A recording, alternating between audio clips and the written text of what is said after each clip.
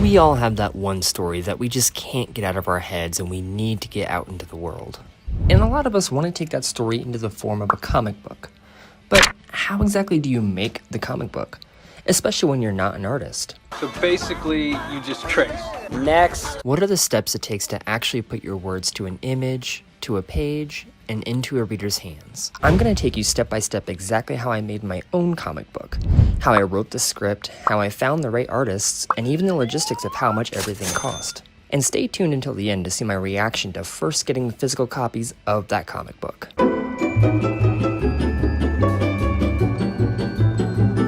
Hi, my name is Michael Balonis, and I'm the author of the comic book Wendy and the Other Side. We're going to get into the nitty-gritty of what it took to bring this comic to life, but let's take it back to where it all started. There we go. Hey Michael, say hi. That's right, high school. I was your ordinary cringy emo kid that watched way too many Tim Burton films and thought he could be a cartoonist. This is Carl. He was my first doodle during this phase. At the time, I didn't even really have any kind of story in mind at all. I made Carl, then I made Isaac, then Zeb. Wendy, who's now the main character, wasn't even drawn or thought of by this point, and I'd just draw Carl and his two friends in random cute one-page comics. Eventually, of course, I did come up with Wendy, and that's when the story pieces started to fall together. Or at least, that's what I thought at the time. It still wasn't a comic book in any normal sense of the word, more like an animation thumbnail bible. I still wanted to be a cartoonist after all. I even decided to pitch the cartoon idea I had to Cartoon Hangover, coming up with the story beats and thumbnails for the entire first episode, which of course did not get picked up. I dropped it for a while at this point. I wouldn't even really draw anything new for Carl for a long time. And then at some point, I decided to turn my idea into a book, making Wendy the main character for the first time. My thought process behind this was, well, I can write. I can't really draw, but I can write. I had tried writing books before, but could never really stick to it to completion. But I was a whole adult at this point, so why not give it another go? Oh, that didn't last for very long. I stopped writing. Not for lack of passion or interest, but in time I'd find out that I may well have ADHD. By the point that I was learning that about myself, I was also immersing myself deeply into the world of comics. I'd read comics for years by that point, having read most Spider-Man and Batman comics, and even indie classics like Bone. But now I was becoming a weekly comic book reader and picking up almost every new indie title coming out. So I put two and two together. I can't long haul what it takes to write an entire book, but I can put my energy into spurts. A comic book is roughly 24 pages. I can make a beginning, middle, and end with a cliffhanger in 24 pages. Sure, I'll have a rough idea of the plot going forward, but each issue will be its own focus. And let me tell you, that is a godsend for an ADHD-riddled brain. Obviously, by this point, I'm well read in the comics medium, but that doesn't necessarily mean I know the ins and outs of what it takes to make one. So I deep dive into all the comic creating sources I can find, from YouTube to podcast to Substack subscriptions. I'll link some of the best creative guides in the description below, so after this video, be sure to check those out. And this is one of the easier parts, to be honest, especially with formatting.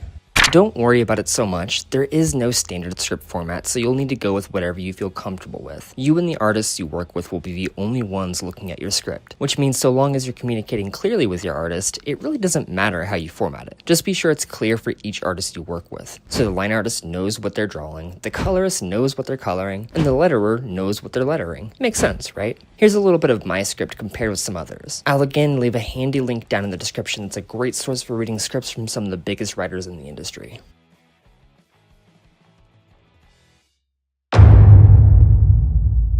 You've already had your story rolling around in your head, so the easiest part should be out of the way.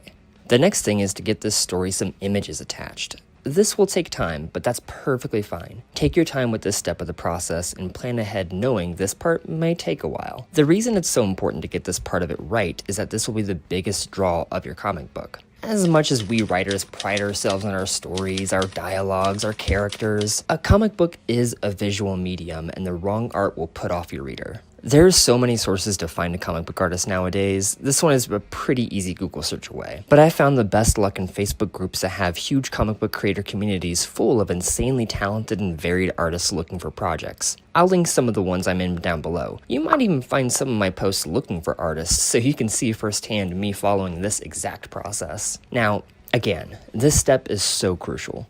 You want the right artist for your project. Imagine what your story looks like. If you're writing a children's comedy, it might not look like the latest run of Batman. So what would it look like? More like a cartoon, right? Are you imagining something out of the 60s like a Mickey Mouse cartoon?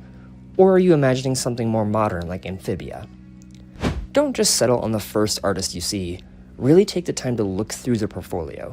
Make sure they can fit the style you're looking for, and make sure they can actually tell a story through their drawings. Some artists are fantastic at drawing individual pieces, but not all artists can make a coherent story from panel to panel. If you're not sure what all that means, just take some time to study your favorite comics panels and follow their storytelling. A great comic can be read without any dialogue bubbles. Not all artists will be able to provide colors, and very often I'd recommend getting a different colorist even if they can. It's almost always better to have someone come in with a fresh set of eyes, see what you're envisioning, and take it away with their dedicated sensibilities. I won't get too in the weeds about how to look for a colorist or what to look for, because it'll all be the same as your line artist. Think about what tone you're going for, find comics or cartoons that are similar to what you're imagining for your story, then look for a colorist that can produce that feeling. I know I just got done saying that I won't get too in the weeds for the colorist since it's a repeat of the artist, but I need to be sure to include the letterer here because of just how important the letterer is and how often the lettering is overlooked in the creation process. The letterer truly pulls every piece of the comic together. It's what ties together the artist and the writer. They literally put what you're saying into the image of the comic book, and you need to ensure that the right letterer is doing that. Very often the letters can be entirely their own character. Arguably the most important part of the comic making process is the funding. Artists aren't free, and they certainly aren't cheap, deservedly so. They're there to help bring your project to life, not the other way around. So you're going to have to open up your wallet. Save up for a while if needed. There are avenues you can go down to help crowdfund your project like Indiegogo or Kickstarter, but even that's not a guarantee. If this is your first comic, people don't even know who you are. They don't know if you can write well. They have no guarantees that the comic they're purchasing will be worth it. So if you are going down the crowdfunding rabbit hole, the first step is to get some pages down. Most experts will advise that you get at least one cover and 5 interior pages fully done so people can see what to expect if they do back your project. To give you a rough idea of how much your project might cost overall, the average interior artist you can find online will charge about $100 per page. Then the colors will be another $50 to $100 per page, and the letterer can be anywhere between $15 and $25 per page. So if it's a 24-page comic book, that's, on average, $4,680. And that's just the interiors. You'll need a cover and a logo on top of it, which can all range, but maybe an additional few $100s. The costs don't stop there though. You then need to take into account the printing fees and the shipping costs. As of right now, a site like Comics Wellspring will cost you roughly $600 to print 100 copies of your comic book. And if you then ship all 100 copies of your comic book through something like USPS, let's say it comes out to around $5 per book. That's an additional $500. So far, you're looking at a whopping $5,780. But the book doesn't stop there. If you're going the crowdfunding route, you've got to keep in mind their fees as well. Kickstarter will take a 5% fee from your total, and their card processing company Stripe will take an additional 3 to 5% fee. So if you make your $5,780 total around $6,000 goal and take off 10% of that, you're actually only looking at getting back $5,400. That's $380 less than your actual funding needs of $5,780. So you would need to shoot even higher than your rounded up total of $6,000. You see how expensive that's going to be? That's not to shoot you down, just to set your expectations realistically so you know what you're getting into and what to prepare for. An important thing to remember is that a site like Kickstarter is all or nothing. You either get your goal fully funded by the end of the time frame, 30 days is recommended, or you get none of it and no one is charged their backed amount. Now, let's say we bump up that magic number to an even $6,500. You've got your goal, you're accounting for fees and shipping costs and everything else, but how many people do you need to actually back your project? The average comic book on the shelf in a store costs about $3 to $5, but you'll find that the average comic book on Kickstarter actually costs about $10.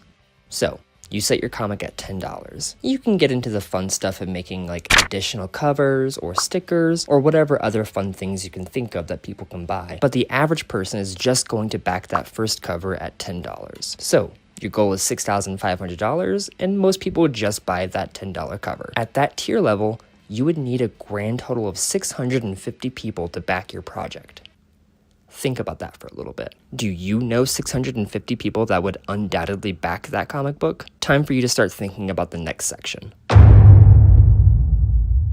There is no be-all, end-all to marketing, unfortunately. It's just going to take a lot of work and a lot of trial and error. This is all going to be word of mouth. So before you can even begin marketing, you'll of course need the art to showcase it. So that dovetails right back to needing a cover and 5 interior pages. You can't market a book that people can't even look at yet. Once you've got that art, find all the comic book groups you can that allow promotion and start posting about it and your upcoming launch date. Make sure people know when and where to go find your project. Since you're in those comic book groups, you're going to see a bunch of other creators promoting their work. Network, talk to them, make friends, back their projects. One of the worst pitfalls creators will make on a crowdfunding site is to not have put their money where their mouth is and backed other creators. Sites like Kickstarter will show visitors just how many projects you've backed. It shows that you're really in this game and even support others. Not only will you get the benefit of having supported others, showing potential backers that you do it, and maybe even making connections with those creators along the way, but it will also give you invaluable insight to just how these crowdfunding pages work, which projects are being fully funded and what they did well, and even which projects aren't being fully funded and what they maybe didn't do so well. Take notes. Research the crap out of this. Another source that you're going to want to tap into is all the family and friends you can think of. Start spam messaging everyone. Don't for a second feel bad about it. Now, I will recommend to try and personalize each message to that person. Don't make them feel unimportant and like you're just spam messaging another warm body, but definitely let them know about your upcoming project,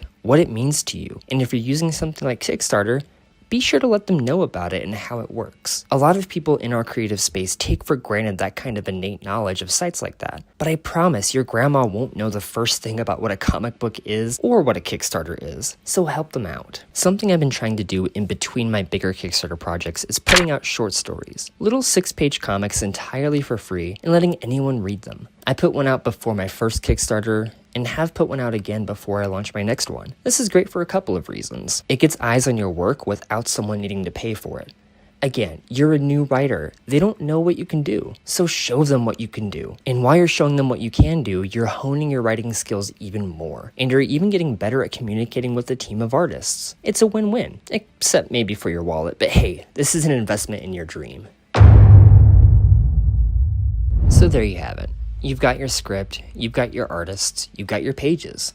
You've marketed the crap out of it, and now you're launching your project. Fingers crossed it gets funded. While the campaign is active though, you can't slow down. Keep marketing the crap out of it. Keep an eye on who has and hasn't backed. You know you told your aunt about this project, and you don't see her name on there. Hit her up. What's up, Aunt May? Why haven't you backed this? Before I show you me opening my own comic book from my successful Kickstarter launch, I do want to take some time to show you some of the stuff I've done and will be doing. I've got 2 short stories that you can read completely for free right now on my site, called Sakura in a Different Shape of Loss. Both go over incredibly personal topics. Sakura being a story about coping with losing a person close to you due to them taking their own life, and A Different Shape of Loss being about someone coping with the trauma of an incredibly long relationship ending. Again, both of those short stories are completely for free.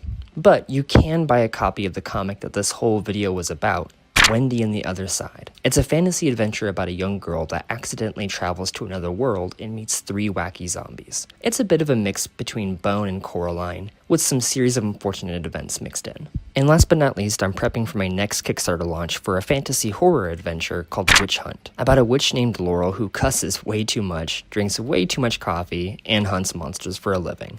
And if you have any projects you're looking to launch, link them down below. Let me know about them. Let me know if anything in this video helped you out and how your project is going. If you have any questions, feel free to reach out. Anyway, when all is said and done and you're able to get your comic fully funded, you can finally get your hands on it and bask in the glory.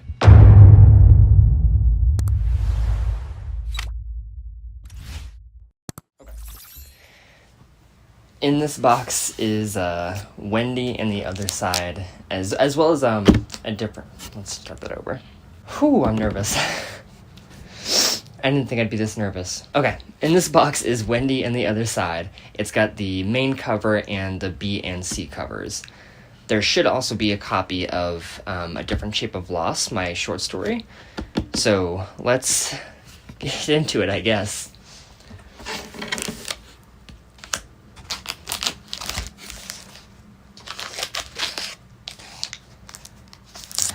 I don't know if you guys understand.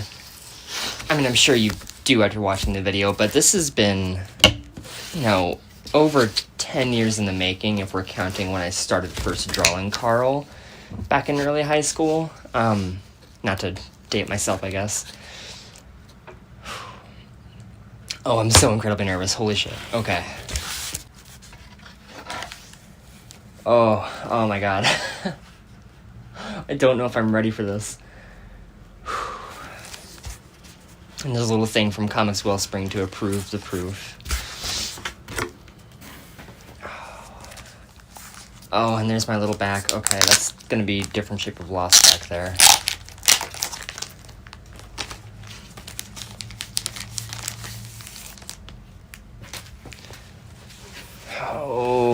Oh no. Oh, they didn't send the other covers. Okay, that's okay. They're all gonna be the same, just a different color. No biggie. Oh, okay. Whew, try not to cry. This is the main cover of Wendy on the Other Side, issue 1. Let me take off that proof sticker there. Hopefully without leaving too much adhesive. I might wait on that. We're gonna wait on that. You get the gist, though. So, Wendy on the Other Side, issue 1. I mean, it looks perfect already. The back with a fun little quote. He is the key, trust him. The site down there, michaelbaloniscomics.com. Oh, it looks perfect. Everything I wanted. Oh, a double page spread. It looks so good. Guys, it looks so fucking good. Oh my god. I don't want to show you like all the pages, because if you want to read it, you can find it on my site if you didn't back to Kickstarter. Again, go to michaelbaloniscomics.com. You can buy a digital copy there. Oh. I know it's just me reacting to pages you can't see, but trust me, it's good. Yeah, this is great. In the back of the book, I put a preview for Witch Hunt issue 1, which is my next story. And it's got the double page spread there. That looks insanely good. And on the back cover, there's an ad about my sticker shop.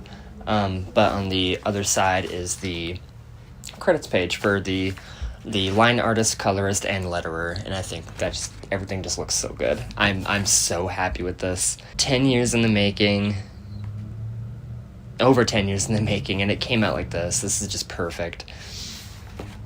And then we have my 6-page short story, Different Shape of Loss, which you can read for free on my site. Oh, yeah, no. Off the bat, so good. Everything's perfect. And again, I have a preview for Witch Hunt in there as well. That just looks awesome. So yeah, Different Shape of Loss and Wendy and the Other Side, issue 1. I can't believe that we're here. I just want to keep looking at it. It's always different. Like, there's so many steps to making a comic. Like, when you first get your script done, that's an achievement in and of itself. When you first start getting line art in, like when you're collaborating with an artist and they're bringing your ideas to life for the first time, even if just black and white, that's an incredible feeling. To see it fully colored is insane. To see your words finally on the page with a professional letterer is incredible. But I don't know if any of those feelings can match the feeling of like actually getting it physically in your hands. Like, this is real. This is no longer a concept in your brain. This is an actual physical piece of media. So yeah, I really hope my video has helped you learn a lot. There will be tons of resources in the links below. And please, like, if I helped you at all, I would love if you bought a copy of Wendy on the Other Side, or at the very least, just check out my free short stories. There's 2 on my site right now, but there will be more available over time. I'm really emotional. I'm not gonna lie to you guys, I'm trying really hard not to cry about this. I'm really proud of this. I thank you, everybody who's ever supported Carl throughout the years and has seen all the incarnations of Carl that has led to Wendy on the Other Side. I just really want everybody to be able to have the feeling that I'm having right now, so that's kind of why this video exists. there's a lot of scattered resources, but to put everything in one place, I really hope that's helped you on your comic writing journey. I want you to have this. I want you to have a physical copy of your book in your hands. Whew. All right, thanks guys, bye.